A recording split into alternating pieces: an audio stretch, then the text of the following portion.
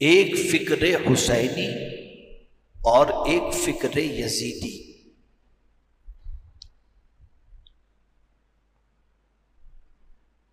امام حسین کی فکر کیا تھی اور یزید کی فکر کیا تھی؟ اس کو دو لفظوں میں سمجھا دوں تو بہت آسانی سے بات سمجھ میں آ جائے گی. حسینی فکر یہ تھی کہ آخرت اچھی ہو، اور یزیدی فکر یہ تھی کہ آخرت خراب ہو، دنیا اچھی ہو. یزید اپنی دنیا اچھی کرنا چاہتا تھا اور حسین اپنی آخرت اچھی کرنا چاہتے تھے. اور یہ بات اچھی طرح سے ذہن کے اندر محفوظ کر لیں کہ سب سے پہلے انسان کی فکر خراب ہوتی ہے، سوچ. اور جب اس کی سوچ خراب ہو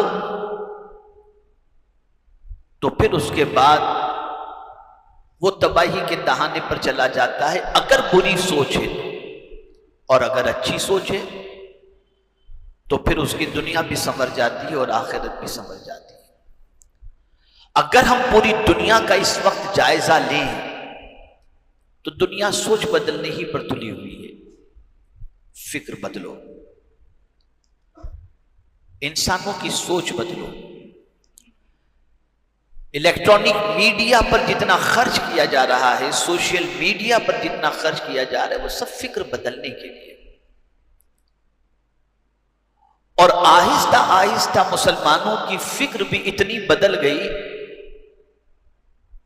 کہ وہ مسلمان جو کل تک گناہ سے بچنا اپنے لیے لازم سمجھتا تھا، آج وہ یہ کہنے پر مجبور ہو گیا ہے کہ یار آج کے دور میں اس کے بغیر چلتا نہیں، کر رہا ہے وہ. ایک مثال دوں گا پھر بات آگے کی طرف. 50 سال پہلے بیٹی کو کوئی دیکھ لے تو آنکھ نکالنے کا جذبہ تھا، اور آج سچویشن کیا ہے؟ شادی نہیں ہوئی، صرف رشتہ طے ہوا ہے. باپ ماں اپنی بچی کو اپنے منگیتر کے ساتھ، فیانسی کے ساتھ گھومنے بھیجنے کے اندر کوئی آر محسوس نہیں کرتے. کہتے ہیں اس سے دونوں کی انڈر اسٹینڈنگ ہوگی، شریعت زیادہ جانتی ہے، آپ زیادہ جانتے ہیں، اور پھر اس کے بعد رشتے خراب ہو جاتے ہیں. تو کل تک جس چیز کو گناہ سمجھا جاتا تھا، آج وہ دور کی ضرورت بن گئی، فکر بدل گئی.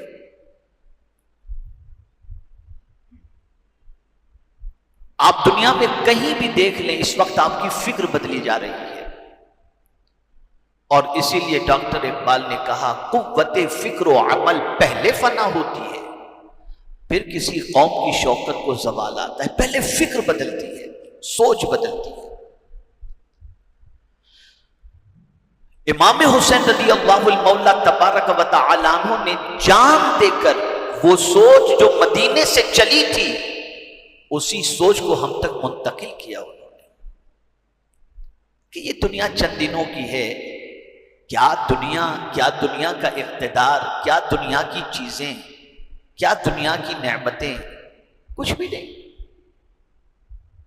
اگر قدرت اپنی طرف سے عطا فرما دے تو اس کی قدر کرو، لیکن اس نعمت کو پانے کے لیے کسی پر ظلم نہ کرو، کسی پر زیادتی نہ کرو، کسی کی آبرو پر ہاتھ نہ ڈالو، کسی کے مال پر ہاتھ نہ ڈالو، کسی کی جان پر ہاتھ نہ ڈالو کہ نہیں مجھے تو یہ دنیا کا ٹھاٹ ماٹ چاہیے اور جاہو جلال چاہیے. یزید نے یہی کیا. اس کی نگاہوں سے آخرت جو ہے وہ اجل تھی، بس یہ دنیا دنیا دنیا دنیا. قرآن نے اقتدار پر آنے والوں کی جو رسپانسبلٹیز عطا فرمائی، اگر آپ اسے پڑھیں تو آپ کو پتہ چلے گا کہ اللہ اگر کسی کو قوم کا سربراہ بنائے یا ملک کا سربراہ بنائے، اگر وہ مسلمان ہے اور اقتدار عطا کرے، تو اس کی پہلی رسپانسبلٹی کیا ہے؟ اسے قرآن نے بتایا ہے. الذین ان مکناہم فی الارض اقاموا الصلاۃ وآتوا الزکاۃ وامروا بالمعروف ونہوا عن المنکر او کما قال.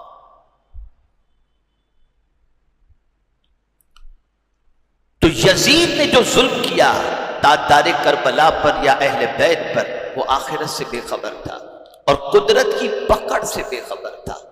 اور جب بے خبری کے اندر اقتدار کے نشے میں مست ہو کر کوئی ظلم کرتا ہے انجام سے بالکل بے پرواہ ہو کر، تو پھر آپ جانتے ہیں کہ جو یزید کا انجام ہوا، جس دردناک موت سے وہ گزرا، آج کہاں اس کی قبر موجود ہے کسی کو خبر تک نہیں. لیکن بچہ جانتا ہے کہ حسین کربلا میں آرام کر رہے ہیں. بچہ جانتا ہے. اب اس کو میں تھوڑا سا سمجھاؤں. کچھ چیزوں کو مسلمان گناہ سمجھتے ہیں، جیسے زنا کو مسلمان گناہ سمجھتا ہے، چوری کو مسلمان گناہ سمجھتا ہے، کسی کے مال کھا جانے کو مسلمان گناہ سمجھتا ہے، ماں باپ کو ستانا گناہ سمجھتا ہے. لیکن کچھ گناہ ایسے ہیں جسے مسلمان گناہ نہیں سمجھتا اور کرتا چلا جاتا ہے، اور وہ ہے ظلم. یزید کی بھی سوچ بدل گئی تھی کہ جب پوری دنیا میری بیعت قبول کر رہی ہے، اب یہ چند لوگ نہیں مانتے تو ان سے تو مقابلہ کرنا چاہیے. سوچ بدل گئی تھی، اور اس سوچ کی بدلنے کی وجہ سے ظلم کے لیے وہ تیار ہوا. تو یہ بات اچھی طریقے سے یاد رکھیں کہ جب انسان کسی پر ظلم کرنے کے لیے تیار ہوتا ہے، یہ اسی وقت تیار ہوگا جب اس کو اقتدار مل گیا ہو، جب اس کے پاس فوج ہو، جب اس کے پاس سرمایہ ہو، جب اس کے پاس طاقت ہو، جب اس کے پاس توانائی ہو، تب وہ کسی پر ظلم کرتا ہے اور سامنے والے کو کمزور تصور کرتا ہے، خود کو طاقتور اور سامنے والے کو کمزور. اب میں ایک سوال آپ سے پوچھتا ہوں، مجھے جواب دیجئے، کیا اللہ سے بڑھ کر کے بھی کوئی طاقتور ہے؟ جواب دیجئے آپ. لیکن میرا مولا فرماتا ہے ان اللہ لا یظلم مثقال ذرہ، اللہ ذرے کے برابر بھی کسی پر ظلم نہیں کرتا. یہ رب کی شان ہے. اور ہم لوگوں کا حال کیا ہے؟ صبح سے لے کر رات تک رب کی نافرمانی کرتے ہیں.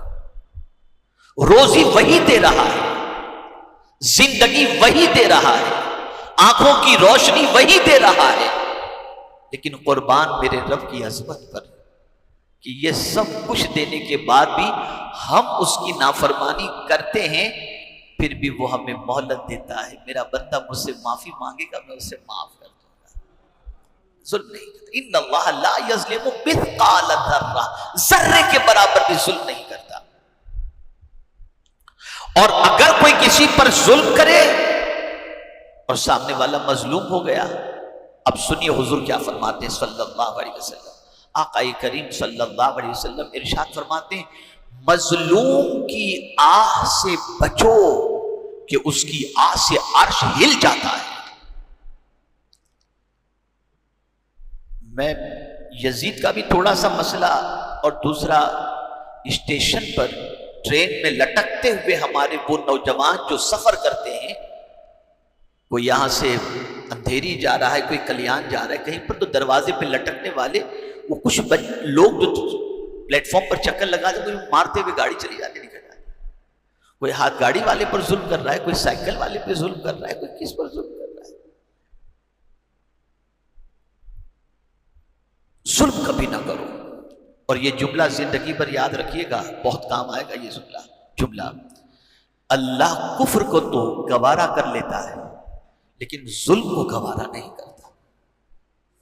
کفر کو گوارا کر لے گا وہ، ظلم کو گوارا نہیں کرے گا. اتنی خطرناک چیز ہے ظلم کرنا. یعنی اس کو میں دوسرے اینگل سے سمجھاؤں کہ آپ کسی کو کمزور سمجھ کر کے اس پر ظلم کر رہے ہو، لیکن وہ ہے تو خدا کا بندہ. تو کیا آپ نے یہ سمجھا کہ اس کے پیچھے کوئی نہیں ہے؟ اس کے پیچھے خدا ہے، اس کے پیچھے اللہ ہے. اس لیے کبھی کسی پر ظلم، زیادتی قطعی طور پر نہ کریں. اور یہ اتنا بڑا گناہ ہے کہ قرآن کہتا ہے، حضرت ابو موسیٰ اشعری رضی اللہ تعالی عنہ سے روایت ہے کہ آقا کریم صلی اللہ تعالی علیہ وسلم نے ارشاد فرمایا اللہ ظلم کرنے والے کو ڈھیل دیتا ہے لیکن جب اسے پکڑتا ہے تو پھر دنیا کی کوئی طاقت اسے بچا نہیں سکتی. اور پھر حضور صلی اللہ علیہ وسلم نے یہ آیت تلاوت فرمائی وَكَذَلِكَ أَخْذُ رَبِّكَ إِذَا أَخَذَ الْقُرَىٰ وَهِيَ ظَالِمَةٌ إِنَّ أَخْذَهُ أَلِيمٌ شَدِيدٌ. ایسے ہی تمہارا رب پکڑتا ہے، بستی والوں کو پکڑتا ہے جب وہ ظلم کرتے ہیں، اور بے شک اللہ کی پکڑ بہت سخت ترین ہے، بہت سخت ترین. اور وہ جسے پکڑ لے دنیا کی کوئی طاقت چھڑا نہیں سکتی، کوئی نہیں چھڑا سکتا. نہ یزید کو اس کی فوج بچا سکی، نہ اس کے اعوان و انصار بچا سکے، نہ کوئی اسے بچا سکا. اس لیے کہ جب قدرت کی پکڑ ہوتی ہے تو پھر دنیا کی کوئی طاقت بچا نہیں سکتی. اور یہ جملہ زندگی پر یاد رکھیے گا، بہت کام آئے گا. کسی کو ستانے سے پہلے یہ سوچ لیجیے گا کیا اس کے پیچھے کوئی ہے، تو آپ کو پتا چلے گا یہ بندہ خدا کا ہے اور اللہ اس کا مالک ہے. ہم تو اس کو نہیں ستاتے جس کے پیچھے پولیس ہو، جس کے پیچھے یہ منسٹر ہو، جس کے پیچھے طاقت نہیں، اس کو نہیں ستاتے. یار اس کو وہ پریشان کر دے گا. ارے میاں، ہر بندے کے پیچھے خدا ہے، خدا ہے. اور اللہ نے کسی کو پیدا کر کے حوالے نہیں کر دیا. اگر یزید نے سوچا ہو کہ یہ 72 ہیں، ان کے پیچھے ابھی کون ہے، ابھی تو میں ان کو گھیر کر کے ختم کر دوں گا، اسے نہیں معلوم تھا کہ ان کے پیچھے اللہ ہے، اللہ ہے. یہاں ایک اور بات میں آپ کے سامنے عرض کروں، اسے بہت اچھی طرح سمجھ لیجیے آپ. ایک بادشاہ کسی سفر کے لیے روانہ ہوا، سیر و تفریح کے لیے نکلا. سمندر کے کنارے کی طرف وہ سیر کر رہا تھا تو تھوڑے سے ڈسٹینس پر ایک جھوپڑی نظر آئی. وہ جھوپڑی کے پاس جا کر کے دیکھا تو وہاں کا ویو بہت اچھا تھا. تو بادشاہ نے سوچا کہ چلو یہاں پر میں اپنا محل بنا لوں، یہاں کا ویو بہت اچھا ہے، کبھی یہاں آ جایا کروں گا. تو بادشاہ نے اپنے لوگوں سے پوچھا کہ یہ جھوپڑی کس کی ہے؟ کہا ایک بڑھیا ہے اس کی جھوپڑی ہے. کہا اس سے پوچھو کہ یہ جھوپڑی بیچے گی وہ، تو لے لیتے ہیں، پھر اس کو ختم کر کے پھر یہاں پر اپنا محل بنا لیتے ہیں. بڑھیا سے پوچھا گیا. بڑھیا نے کہا کہ میری پوری زندگی تو اسی جھوپڑی میں گزری، اب اس جگہ سے مجھے پیار ہو گیا ہے، میں یہیں آتی ہوں تو مجھے سکون ملتا ہے. اب اس عمر میں بڑھاپے کے اندر میں کہاں جا کر کے سیٹ ہونے کی کوشش کروں گی، تو میری جھوپڑی کو یہی رہنے دو. آپ کو کہیں بازو میں ادھر ادھر بنانا ہے تو بنا لو، اس کو ادھر ہی رہنے دو. اب بادشاہوں کا مزاج تو بادشاہوں کا مزاج ہوتا ہے نا، میری بات نہیں مانی، بس یہ اکڑ، میری بات نہیں مانی. ایک بڑھیا ہو کر، کمزور ہو کر بادشاہ کی بات ٹکرا دی، دماغ خراب ہوا اس کا. اب وہ بیچاری مزدوری کے لیے جاتی تھی، صبح کچھ کما کر کے آتی تھی، کچھ خرچ لے کر کے آتی تھی اور کھاتی پیتی تھی. میں نے جب یہ پڑھا نا تو مجھے خود کو حیرت ہوئی کہ وہ بڑھیا بھی کتنی عظیم تھی کہ مانگ کر نہیں کھاتی تھی، محنت کر کے کھاتی تھی. بڑھیا بھی کتنی عظیم تھی کہ مانگ کر نہیں، بڑھاپے میں بھی محنت کر کے کھانا پسند کرتی تھی. اللہ اکبر. تو گئی محنت کرنے کے لیے، جب پلٹی تو دیکھا اس کا جھوپڑا فنش اور بادشاہ کے لوگ کام کر رہے ہیں. جملہ سنیے گا. اس بڑھیا نے جب دیکھا کہ اس کا جھوپڑا وہاں پر نہیں ہے اور توڑ دیا گیا ہے تو اس نے کچھ نہیں کیا. بھلا بادشاہ سے مقابلہ وہ کیسے کر پاتی، اس کے پاس تو کچھ بھی نہیں تھا. مصلی بچھایا، ہاتھ اٹھا کر اس نے دعا کی، اے اللہ، جب میرا جھوپڑا توڑا جا رہا تھا تو میں تو یہاں پر نہیں تھی، تو کہاں تھا، تو کہاں تھا. بس اتنا کہنا تھا کہ بادشاہ کے جتنے محل جن جن ملکوں میں تھے سارے محل گر کر کے ختم ہو گئے. یہ ہوتا ہے. کبھی کسی اللہ کے بندے کو حقیر نہ سمجھو، کمزور نہ سمجھو. اس کے پیچھے اللہ عز و جل ہے. اللہ نے پیدا کر کے کسی کے حوالے نہیں کر دیا. وہ کل بھی خدا کا بندہ، آج بھی خدا کا بندہ اور ہمیشہ خدا کا بندہ ہے. وہ اللہ کا بندہ ہے. تو ظلم اتنی خطرناک چیز ہے جس کا انجام یزیدیوں کے انجام سے آپ نے محسوس کر لیا ہوگا. کہ اللہ نے کتنا سخت ترین انجام ان کا فرمایا۔ اور یہاں دوسرا پہلو میں آپ کو بتاؤں، ہمارے سامنے تو کردار ہے نا۔ اللہ جب کسی کو طاقت دے، دولت دے، اقتدار دے، شہرت دے، تو ہمیشہ اس کی ذمہ داری ہے کہ کمزوروں پر شفقت فرمائے اور کمزوروں کو اٹھائے۔ اب میں ایک ایسی دلیل آپ کے سامنے پیش کروں گا کہ آپ کبھی اس کو رد نہیں کر سکیں گے، کبھی رد نہیں کر سکیں گے۔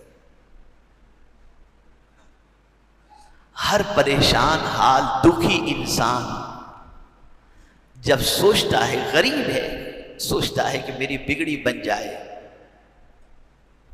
تو اللہ والوں کے آستانے پہ چلا جاتا ہے، اور پھر ان کے صدقے میں اللہ عز و جل کام بنا دیتا ہے۔ اب وہ ہوتے ہیں ولیوں کے ولی، عظیم مقام ہوتا، اللہ کے دوست ہوتے ہیں وہ، ہاتھ اٹھا دیں کام ہو جائے، اتنا اونچا مرتبہ۔ لیکن قربان جائیے، ہر ولی ہر کمزور کو اٹھاتا ہوا دکھائی دیتا ہے، کبھی بھی کسی ولی نے کسی کمزور کو گرایا نہیں۔ ہر کمزور کا ماوا، ملجا، مسیحا بن کر وہ اس دنیا میں تشریف لائے، اور اللہ نے جتنی بھی قوت عطا فرمائی، ان قوتوں کا استعمال کمزوروں کو اٹھانے میں ہی انہوں نے خرچ فرمایا۔ تو طاقت کا مطلب یہ ہے کمزوروں کو اٹھاؤ، اقتدار کا مطلب یہ ہے کہ کمزوروں کو اٹھاؤ۔ اللہ نے آپ کو دولت دی ہے، اب تلاش کیجئے کمزوروں کو، کسی کو ہاتھ گاڑی دلا دو، کسی کو کمال بھر دو، کسی کو کیا کر دو، کسی کو کیا کر دو، اٹھاؤ کمزوروں کو۔ اللہ نے دولت دی، اور یہ نہ سمجھنا کہ آپ کی دولت میں آپ کا حق ہے، صرف آپ کا حق ہے نہیں۔ قرآن کہتا ہے وَفِي أَمْوَالِهِمْ حَقٌّ لِلسَّائِلِ وَالْمَحْرُومِ، اور ان کے مال میں ان کا بھی حق ہے جو بے روزگار ہیں۔ آپ کے مال میں صرف آپ کا حق نہیں، قرآن کہتا ہے کہ وہ لوگ جو بے روزگار ہیں ان کا بھی حق اللہ نے ان کے مالوں کے اندر رکھا ہے۔ اپنے مال سے ان کو اٹھاؤ، اٹھاؤ ان کو۔ کوئی بیمار ہے، جاؤ جا کر کے مزاج پرسش کرو، دوائیں دلا دو، خبرگیری کرو۔ آپ کو دولت اللہ نے دی ہے اور اقتدار آپ کو دیا ہے، تو آپ کسی کی سفارش کرو، کسی کی مدد کرو، کسی کا کام بنا دو۔ یہ نہیں کہ آپ کو اللہ نے اقتدار دیا ہے تو آپ کسی پر ظلم کرو یا زیادتی کرو، نہیں، آپ سفارش کرو۔ سب سے بڑی مصیبت کی جگہ قیامت ہے، توجہ چاہوں گا، بس یہ آخری بات ہے۔ سب سے بڑی مصیبت کی جگہ، امتحان کی جگہ آخرت ہے، اور وہاں جو کامیاب ہو گیا بس وہ کامیاب۔ اور قیامت میں صرف ایک ذات کی سنوائی ہوگی، وہ میرے آقا صلی اللہ علیہ وسلم، صرف ان کی سنوائی ہوگی۔ ہر کوئی ڈر رہا ہوگا، حضور کی بات کو اللہ سنے گا۔ اب سنیے، اللہ عز و جل نے اس سخت ترین حالات کے اندر کس کو عزت عطا فرمائی، کس کو مرتبہ عطا فرمایا، تو فرمایا گیا فقط اتنا سبب ہے انعقاد بزم محشر کا کہ ان کی شان محبوبی دکھائی جانے والی ہے، کہ یہ محشر اسی لیے ہے کہ حضور کی عظمت دکھائی جائے کہ محبوب کا مقام میرے نزدیک کیا ہے۔ لیکن حضور صلی اللہ علیہ وسلم وہاں کیا کریں گے؟ قربان جائیے، ہر کمزور کی مدد کرتے ہوئے دکھائی دیں گے، پیاسے کو پانی پلائیں گے، پل صراط پر جو ہوگا اس کے لیے دعا کریں گے۔ یہ حضور صلی اللہ علیہ وسلم کریں گے۔ گویا حضور نے مزاج عطا فرمایا، کمزوروں کو اٹھاؤ، کمزوروں کو گراؤ نہیں، ظلم نہ کرو، ظلم کا انجام بہت خطرناک ہے۔ اللہ کو کبھی کوئی غافل گمان نہ کرے ظلم کرنے والا۔ اللہ عز و جل اگر مہلت دیتا ہے تو اس لیے دیتا ہے کہ قیامت میں جب اس کی پکڑ ہوگی تو اس کی آنکھیں پھٹی کی پھٹی رہ جائیں گی۔ انما یؤخرهم لیوم تشخص فیہ الابصار۔ اللہ رب العزت جل جلالہ آقا کریم رؤوف الرحیم علیہ التحیۃ والتسلیم کے صدق و طفیل مجھے آپ کو سب کو اللہ اور اس کے رسول کے ارشاد پر عمل کی توفیق عطا فرمائے۔